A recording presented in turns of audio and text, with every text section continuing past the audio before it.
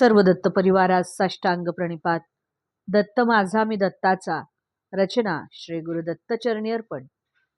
सद्गुरु साधकाला सांगतायत की साधकाने खऱ्या गोष्टीबद्दल अजिबात शंका घेऊ नये.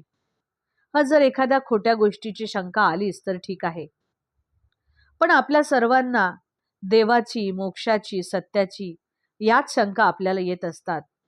तसे पाहिले तर हे विषय शंकेचे नाहीतच, तर हे विषय खरे तर श्रद्धेचे आहेत. आणि आपण या सगळ्या खऱ्या गोष्टींच्या बद्दल जर संशय घेतला तर हे पापकृत्य होय. म्हणूनच म्हणतात की संशयात्मा विनश्यती.